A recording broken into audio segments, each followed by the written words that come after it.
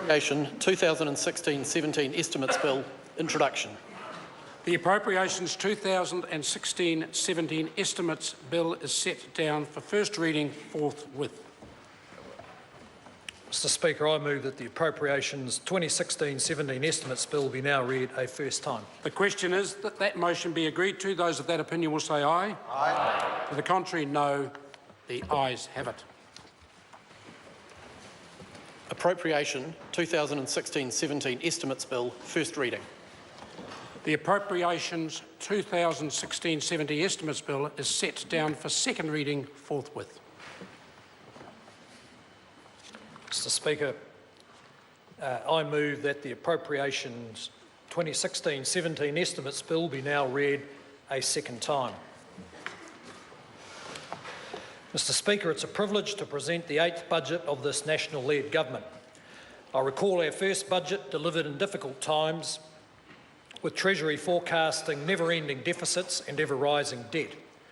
Today, however, I can present a healthy set of public accounts.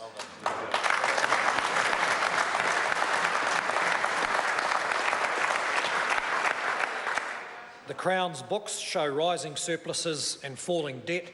This is on the back of an economy forecast to grow at around 3% on average over the next few years, supporting more jobs and higher incomes. Budgets are not just an accounting exercise. They are about achieving better results for New Zealanders and their families from almost $80 billion a year of existing spending. And they are about ensuring that any new spending is directed to where it will make a real difference. The government has done that in areas ranging from schools to child health to reducing crime and supporting new jobs. Budget 2016 builds on these achievements and identifies new opportunities. Mr Speaker, this government is ambitious for New Zealand.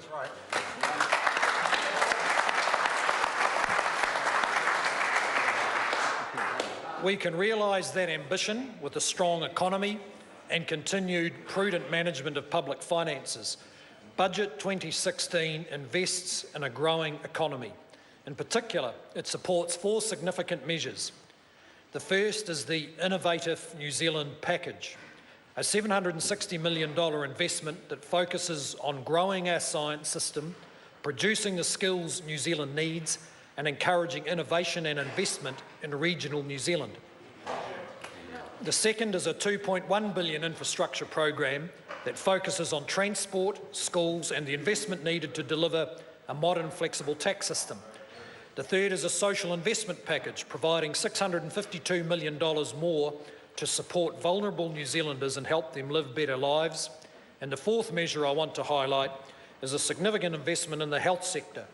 This will receive an additional $2.2 billion over 4 years to ensure New Zealanders continue to have access to high-quality health care. The budget delivers these measures and more because we have retained tight fiscal discipline and demanded better results from public services.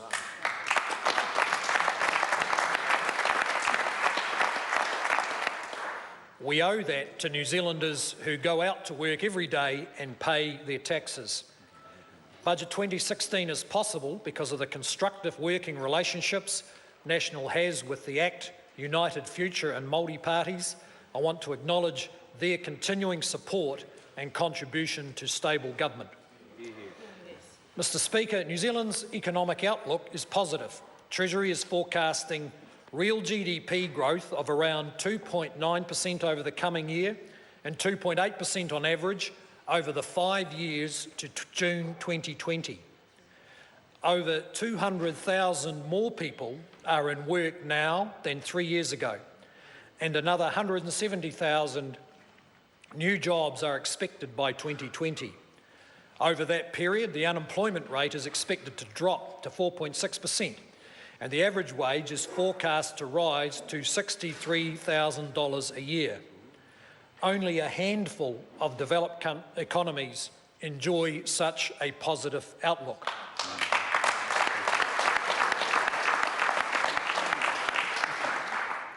Strong population growth is both an indicator of New Zealand's economic performance and a contributor to it. For the first time in a generation, we have a net annual movement of people into New Zealand from Australia rather than an exodus of Kiwis across the Tasman. Consumer spending and services exports are two other key factors driving economic growth. Further impetus is apparent in a large pipeline of construction projects, and low interest rates should continue to stimulate investment. Certainly, times are challenging for our dairy farmers who are finishing another season facing depressed prices. But elsewhere, New Zealand is reaping the benefits of an increasingly diversified economy. Total exports increased by almost $2 billion last year. Tourism, the beef sector, ICT, wine, and much of the manufacturing sector are performing well. Overall, nominal GDP is expected to be $17 billion higher over the 5 years to 2020 compared to the half-year update, and this flows into higher than expected tax revenue. Mr. Speaker, responsible fiscal management has been the hallmark of this government's previous 7 budgets. It's also a feature of Budget 2016.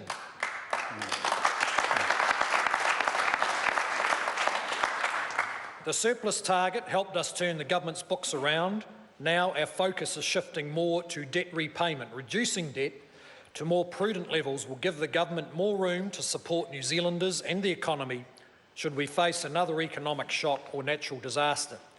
The government's fiscal priorities over the next few years are maintaining rising operating surpluses, reducing net debt to around 20% of GDP in 2020, if economic and fiscal conditions allow, beginning to reduce income taxes, and using any further fiscal headroom to reduce debt faster. Budget 2016 forecasts confirm the government is on track and its books are in good shape.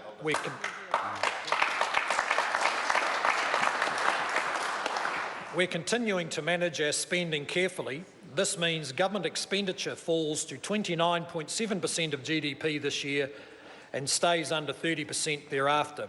Modest Obergil surpluses are forecast for this year and the next, before rising strongly from 2017-2018. Cash surpluses are forecast from 2018-19, which means the government will start paying down debt in dollar terms. Net debt is expected to peak at 25.6% of GDP next year and fall to 19.3% by 2021. As a result, New Zealand Superannuation Fund contributions are expected to resume in 2021, 2 years earlier than forecast in the half-year update. Mr. Speaker, spending pressures have changed since the last budget, in part because of higher than expected population growth has increased demand for public services. As a result, $600 million a year of new spending previously earmarked for Budget 2017 has been brought forward. This takes new operating spending in Budget 2016 to $1.6 billion a year on average. This allowance remains much smaller than those of the previous government, whose 8th and 9th budgets, for example, contain an average of $4.3 billion a year of new operating initiatives. As I have mentioned, reducing debt is one of the government's key priorities. Therefore, a further $400 million a year previously earmarked for Budget 2017 has been used to reduce debt. Extra capital spending to fund investment in infrastructure and other public assets is set at $1.4 billion in Budget 2016, slightly lower than previously anticipated. In addition, significant capital spending will be funded from reprioritising within the Crown balance sheets, taking the total new capital spend in Budget 2016 to $2.6 billion. In total, these changes reduce budget allowances for new spending by around $1.2 billion over the next 5 years, helping to further reduce debt while investing in public services. Mr. Speaker, a priority for this government is to build a more productive and competitive economy that supports jobs and higher incomes. New Zealand has a proud history of innovation, and national prosperity hinges on businesses, large and small, investing in new products and markets. We already see that happening.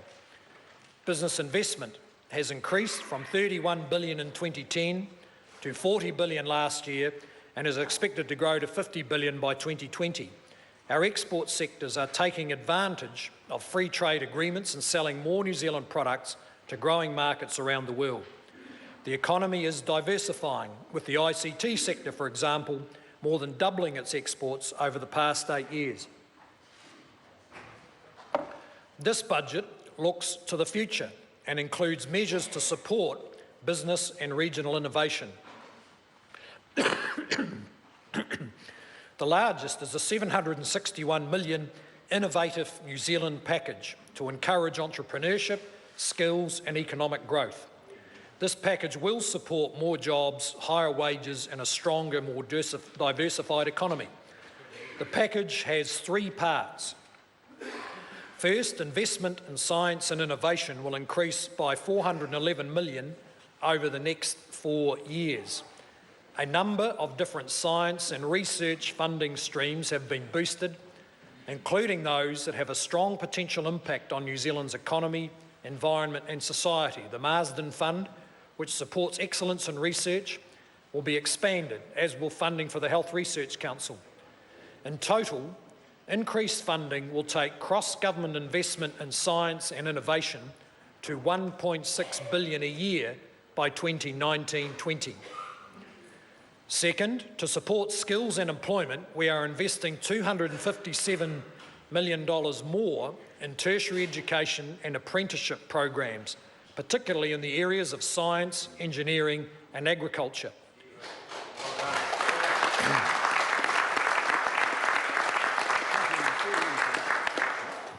Tuition subsidies will be increased in a number of subject areas, and the government will fund 5,500 more apprentices by 2020. Funding will be provided to help second chance learners gain basic skills and strengthen workplace literacy and numeracy. Finally, to support regional economic development, we are introducing a series of initiatives worth $94 million that will unlock business opportunities and benefit regional communities. Additional funding will be provided for the government's regional growth program and to develop more regional research institutes across New Zealand. As a package, Innovative New Zealand provides significant and targeted support to help New Zealanders and businesses across the country meet the demands of a changing modern economy.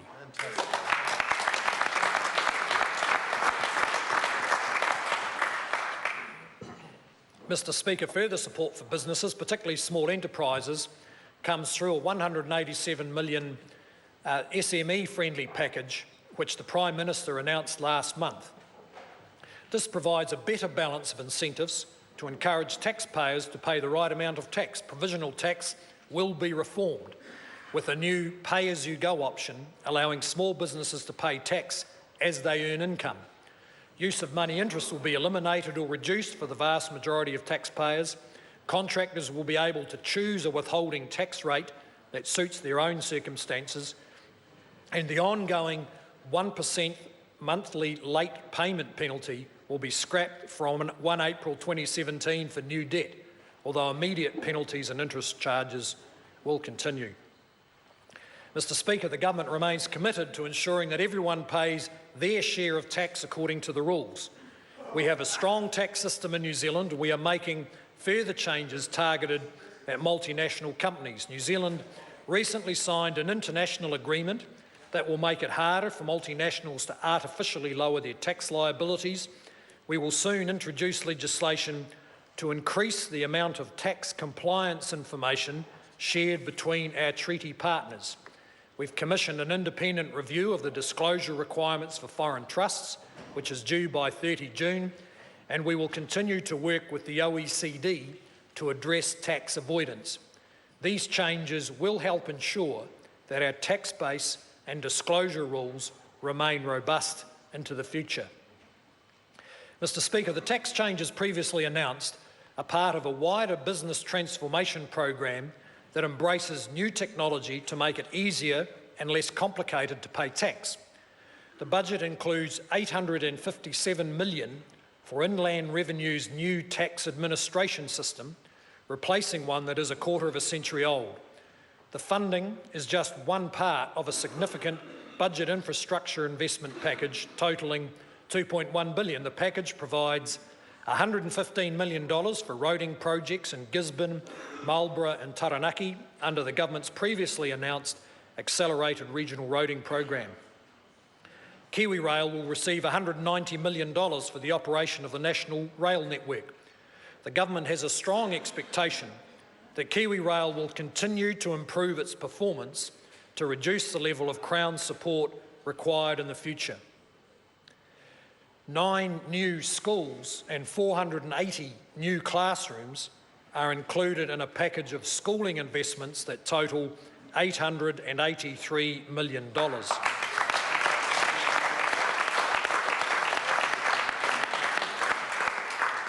The package provides for growth in student numbers, as well as the Christchurch Schools Rebuild program. Tourism infrastructure is also being upgraded. Mr. Speaker, as well as investing in infrastructure, the budget also includes funding to free up more land and increase housing supply in Auckland.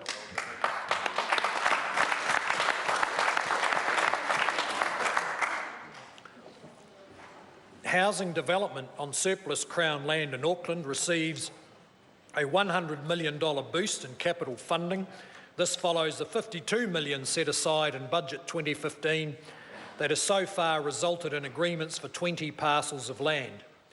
The government's long-standing view is that obstacles to the supply of land and housing are the main issues facing the housing market. It's essential these obstacles are removed. As well as our work on reforming the Resource Management Act, the government will soon issue a national policy statement on urban development.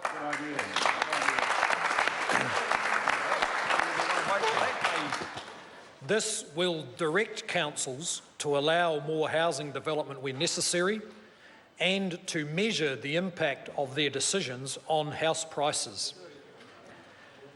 Mr. Speaker, the budget includes significant extra funding to ensure more people in need have access to social housing.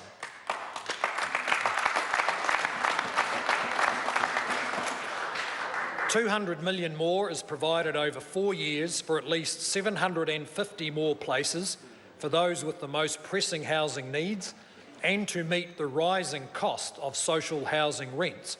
Another $41 million will support 3,000 emergency housing places a year and establish a new emergency housing special needs grant. This is part of the government's wide-ranging reforms focused on ensuring that New Zealanders in need have access to appropriate housing. Mr. Speaker, the tourism sector is experiencing rapid growth, and the Budget 2016 provides a $45 million package of support over 4 years. This includes a new $12 million fund to help communities with smaller scale infrastructure projects like restrooms and car parks to deal with the growing number of tourists. Tourism New Zealand will receive $8 million to target key growth markets and increase the record number of tourists arriving here. $25 million is being provided to upgrade and extend the New Zealand Cycle Trail and ensure it continues to offer a world-class visitor experience.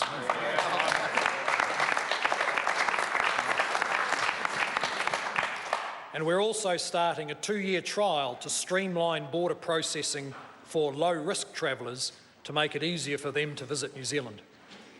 Mr. Speaker, the government is committed to protecting our natural environment and playing our part in addressing global climate change.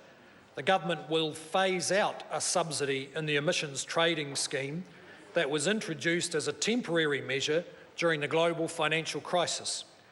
This has allowed some businesses to pay 1 emissions unit for every 2 tonnes of pollution they emit. We believe it is time businesses move towards paying the market price for their emissions. Removing the subsidy will positively impact the operating balance by $356 million over the next 4 years, based on a New Zealand unit price of $12. The budget also establishes a $100 million fund to help clean up New Zealand's rivers, lakes and aquifers over the next decade.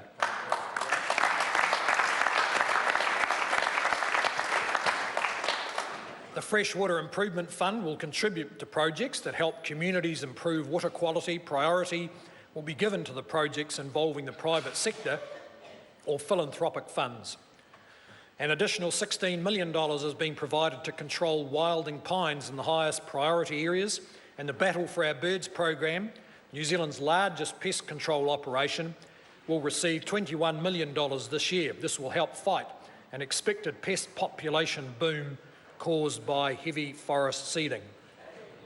$70 million over 4 years has been provided to tackle bovine tuberculosis. This new funding will help achieve our goals of eradicating TB from cattle and deer by 2026 and from infected wildlife by 2055.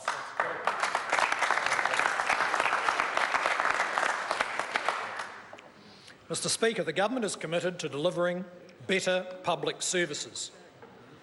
4 years ago, the Prime Minister gave the public service a set of challenging targets covering welfare, education, crime and health. Since then, significant progress has been made. That's right.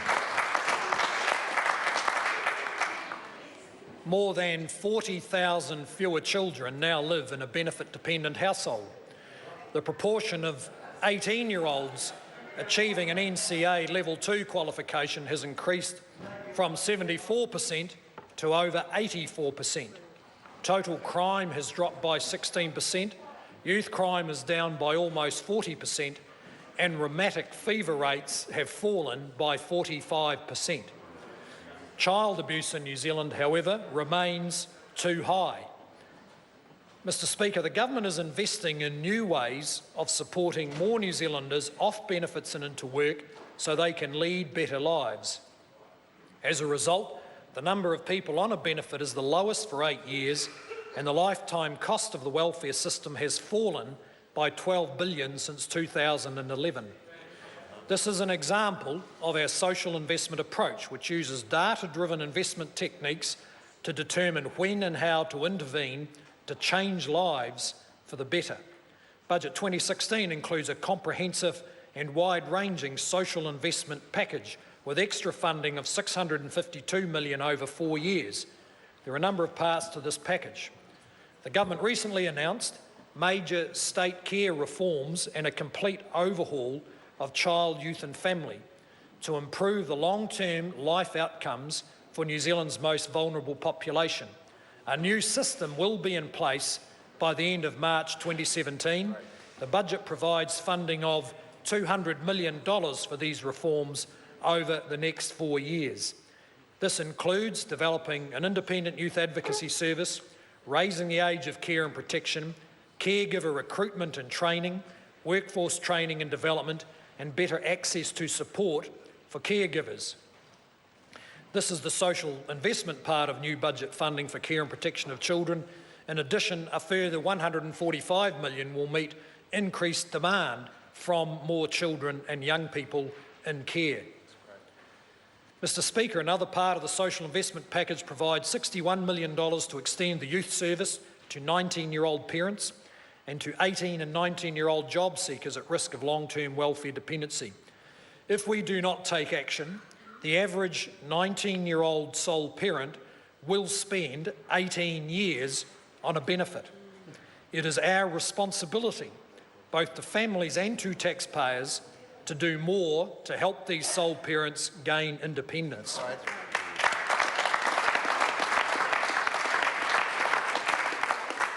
The social investment package also includes $50 million to reduce barriers to employment, including for people with complex health conditions who would otherwise spend significant time on benefit. The package includes an extra $43 million for schools to increase support for around 150,000 students most at risk of educational failure. The Whānau Ora program, which focuses on self-determination, receives another $40 million to support around 2,500 more whānau and families in areas such as managing health and disability issues, improving financial literacy and reducing household debt. I acknowledge the advocacy and support of the Māori Party for this new approach.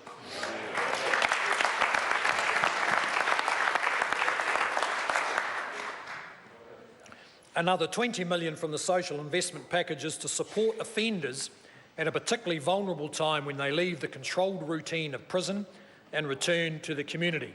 The package also includes $36 million to ensure more New Zealand families live in warmer, drier and healthier homes.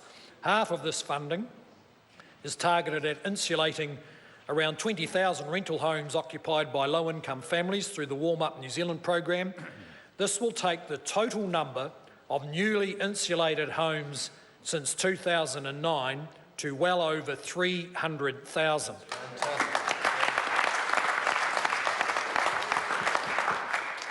The other $18 million delivered through the health system focuses on reducing preventable illnesses among young children who are living in cold, damp and unhealthy homes. Mr. Speaker, by addressing the drivers of demand for public services and helping people become more independent, social investment also reduces the long-term costs of providing public services. As I've said many times, what works for communities also works for the government's books. Mr. Speaker, Budget 2016 contains a significant increase in funding for core public services that New Zealanders rely on every day. This extra investment comes with a clear expectation that public agencies must strengthen their focus on delivering better results. The health sector is a particular priority, and the government will invest over $16 billion in health in the coming year. Over the next 4 years, $2.2 billion of additional funding will be provided for new health initiatives and to meet demand.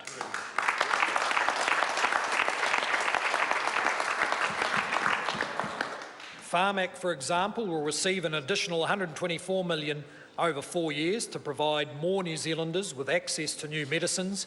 As Pharmac has announced, it proposes using this funding to provide new treatment in a range of areas, including for melanoma and hepatitis C. The budget also provides $39 million for a national bowel screening program, which, when fully implemented, is expected to screen over 700,000 people every 2 years. As well as that, a further $96 million over 4 years will increase the number of elective operations. This is part of a continued effort to increase elective operations. Around 50,000 more surgeries are now performed each year than in 2008.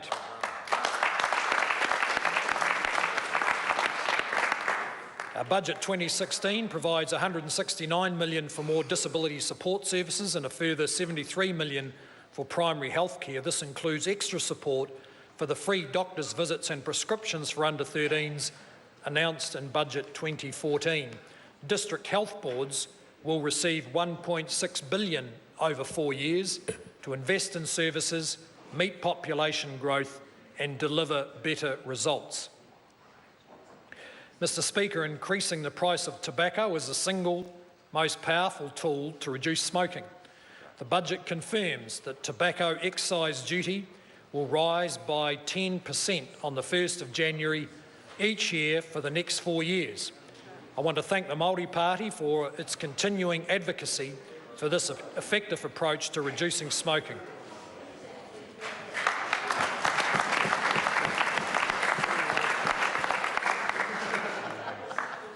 Mr. Speaker, this government measures success by the results achieved for New Zealanders rather than the amount of money spent. That's right.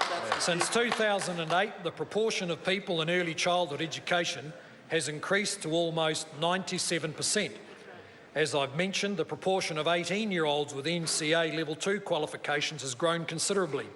Children are starting school better prepared to learn and leaving school better equipped to succeed.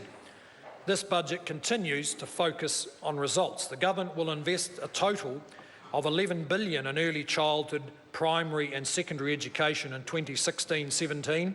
Together, these sectors will receive an extra $1.4 billion over this year and the next 4 years. $397 million of this will meet growing demand for early childhood education and provide places for a further 14,000 children. Additional funding is directed at students most in need of assistance. Instead of an across-the-board increase in operations grants, schools will receive $43 million over 4 years to target students most at risk of underachieving. In addition, $42 million will be provided for students with high and special educational needs. As I mentioned previously, the government provides $883 million for new school property. It also includes funding for around 7 new partnership schools in 2018 and 2019. I want to acknowledge David Seymour for his advocacy of this progressive initiative.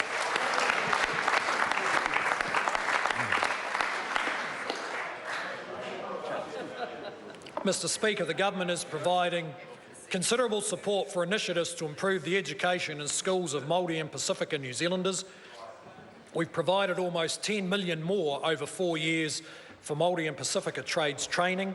This will increase the number of training places to 3,400 next year, up from just 1,200 in 2014. In addition, the budget allocates $6 million over 4 years for other Pacific Peoples initiatives, such as helping Pacific youth in Auckland find work, education or training opportunities.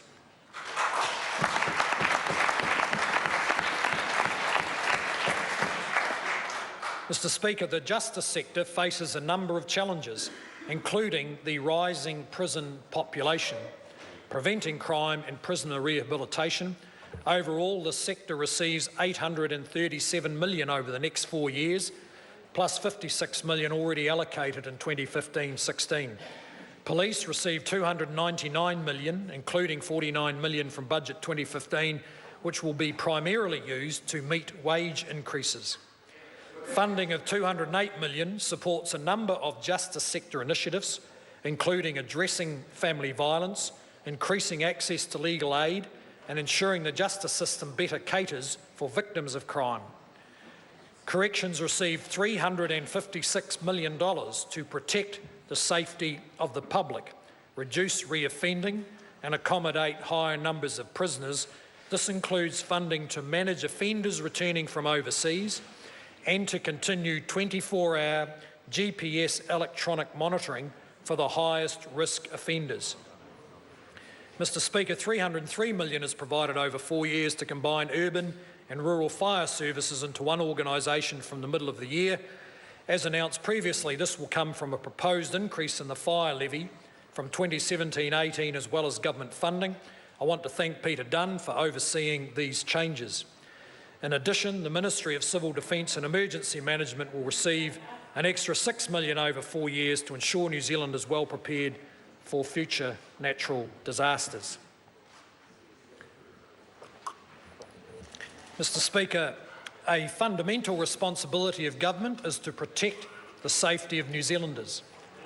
The budget provides $301 million of new funding over 4 years for the New Zealand Defence Force to concurrently undertake domestic, regional and international security tasks.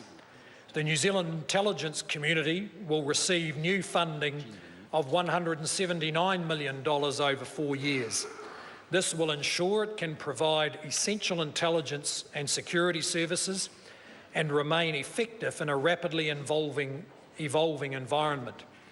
As announced previously, the government is investing $20 million over 4 years in a new computer emergency response team to combat cyber attacks and cyber crime. Mr. Speaker, recognising the importance of the arts, the budget provides an additional $12 million over 4 years for the New Zealand Symphony Orchestra, the Royal New Zealand Ballet and Te Matatini Kapahaka Aotearoa.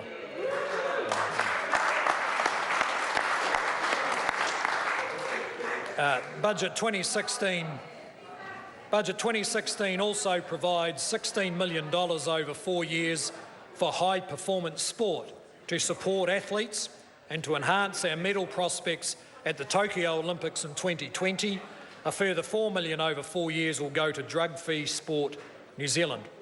Mr. Speaker, the government supports the Super Gold Card scheme and is providing $41 million of additional funding to provide certainty for more than 670,000 cardholders across New Zealand.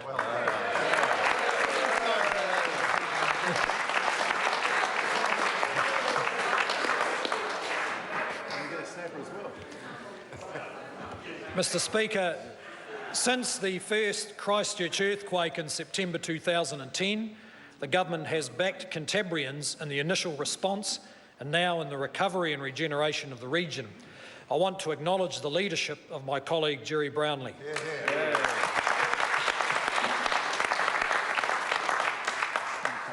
Taxpayers' financial commitment to the Christchurch regeneration now stands at just over $17 billion, around $700 million more than signalled in the last budget.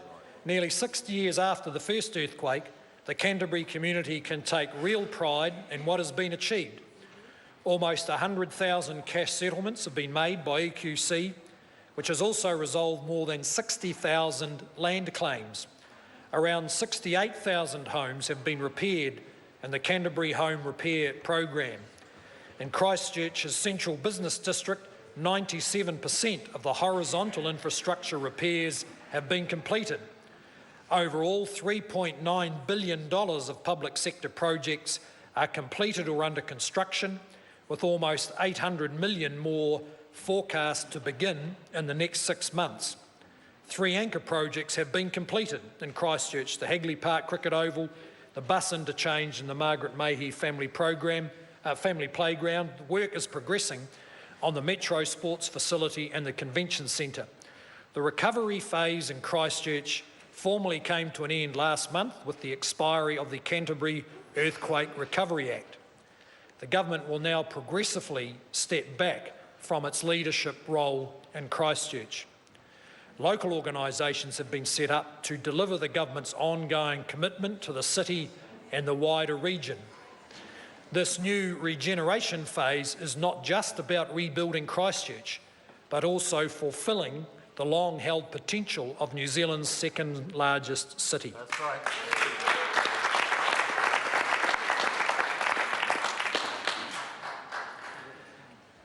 Mr. Speaker, New Zealanders rightly place a premium on stable government.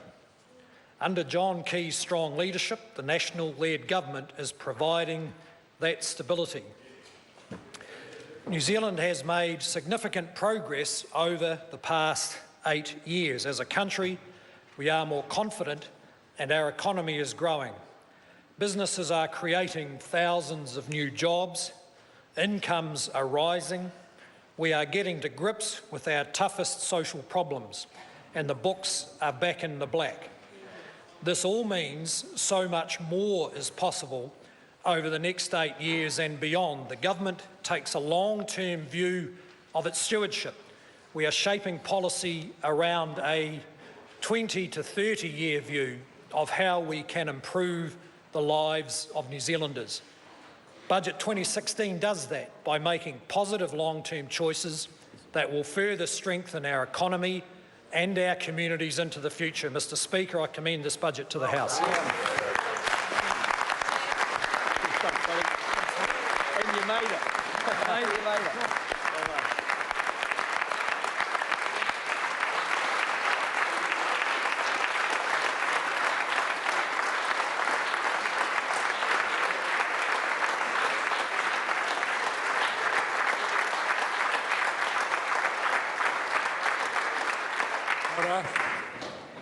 The question is that the motion be agreed to. Andrew Little.